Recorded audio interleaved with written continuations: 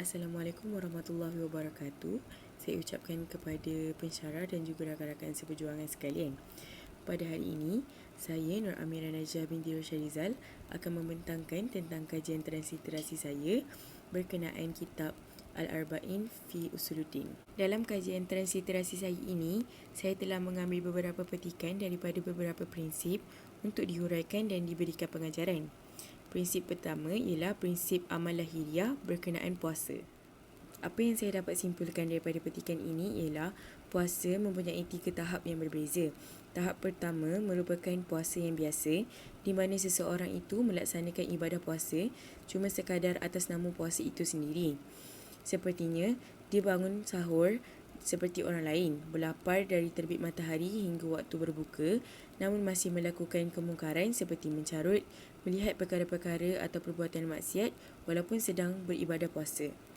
Seterusnya, tahap kedua, berpuasa ialah berpuasa dengan menjaga seluruh tubuhnya daripada kemungkaran selama dia berpuasa. Akhir sekali, iaitu tahap ketiga, seseorang itu berpuasa dengan penuh cermat dan mencegah anggotanya daripada apa-apa dosa dan maksiat, serta ditambah pula dengan sentiasa membasahkan bibir dengan zikrullah dan beribadah sepenuh hari. Maka puasa terakhir atau puasa tahap ketiga merupakan puasa yang terbaik antara semua dan yang paling istimewa di sisi Allah Subhanahu Wa Taala. Daripada petikan tersebut, dapat saya huraikan ialah puasa merupakan ibadah yang mulia di dalam bulan yang mulia, iaitu bulan Ramadan. Oleh itu, segala perbuatan di dalam bulan ini haruslah yang baik dan mulia, termasuklah makanan dan minuman. Puasa sentiasa dikaitkan dengan makanan, sebagai contohnya bazar Ramadan yang hanya dijalankan setahun sekali pada bulan Ramadan.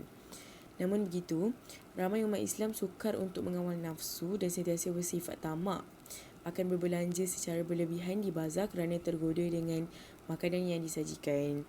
Perbuatan ini akan menyebabkan pembaziran dan memakan secara berlebihan kerana menganggap diri terlampau lapar akibat tidak makan seharian.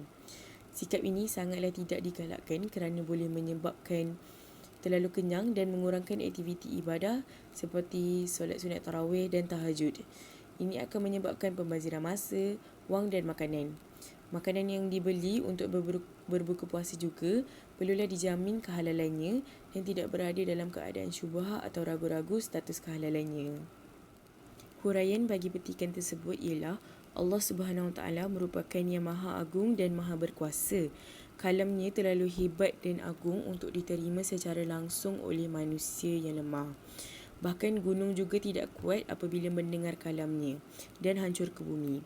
Allah Subhanahu Wa Taala telah menguatkan dan mengizinkan Nabi Musa AS untuk mendengar kalamnya. Sekiranya tidak, nescaya dia juga akan rebah dan tidak berdaya mendengar firman-Nya. Oleh itu, Allah Subhanahu Wa Taala telah menurunkan Al-Quran sebagai panduan kepada seluruh umat manusia dalam kehidupan.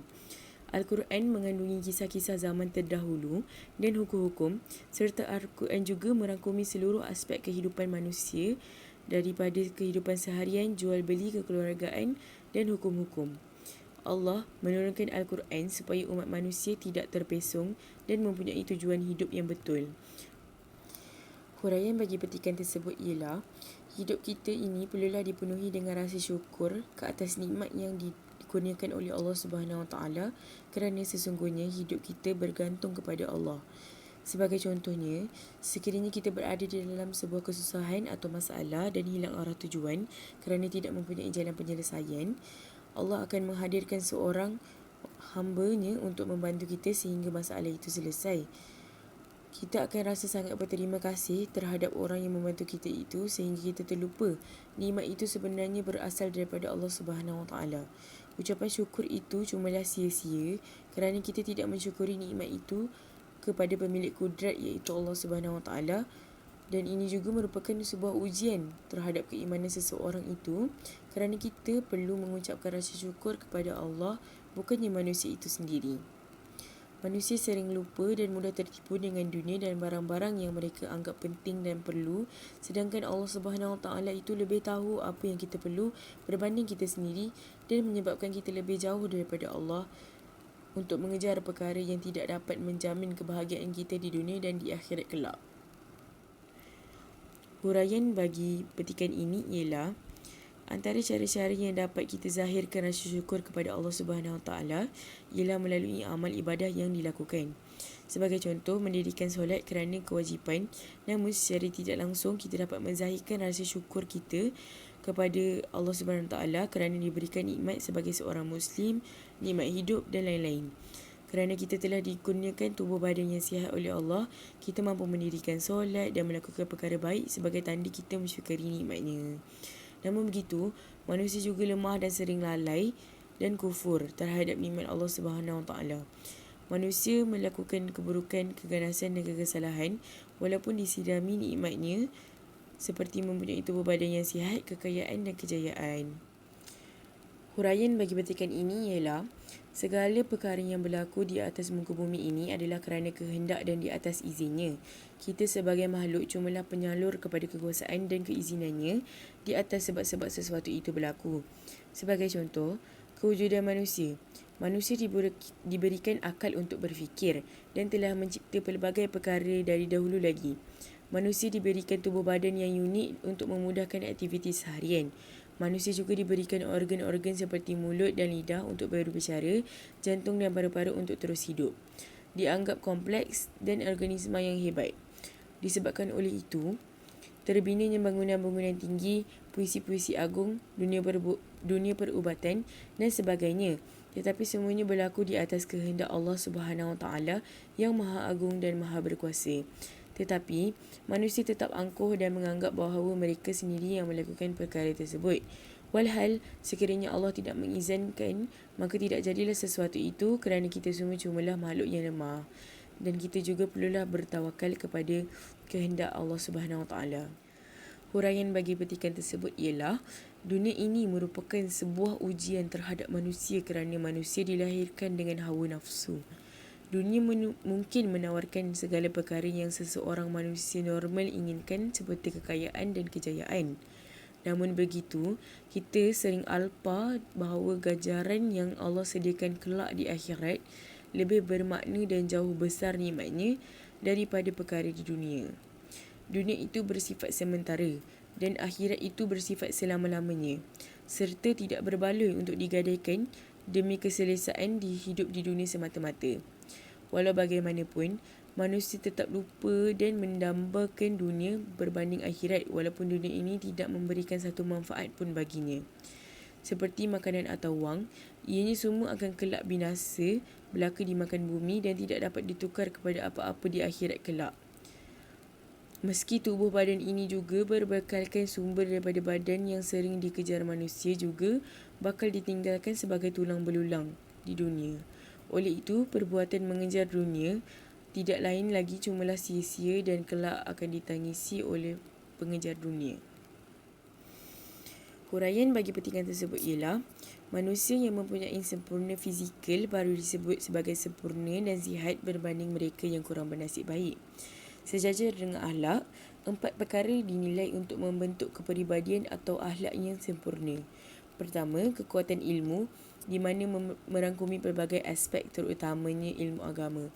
Orang yang berilmu sering dikatakan mempunyai akhlak yang baik kerana ilmu itu sendiri merupakan perkara yang baik dan mulia. Maka wajarlah dikatakan sedemikian rupa. Kedua, kekuatan seseorang dalam menahan diri daripada kemarahan kerana rasa marah itu merupakan sesuatu yang negatif dan tidak elok. Oleh itu, insan yang penyabar pasti mempunyai akhlak yang tinggi dan terpuji kerana sewaktu marah, pelbagai perkara mungkin berlaku. Sebagai contohnya, mengeluarkan kata-kata sesat dan pergaduhan. Seterusnya, kekuatan dalam mengawal nafsu.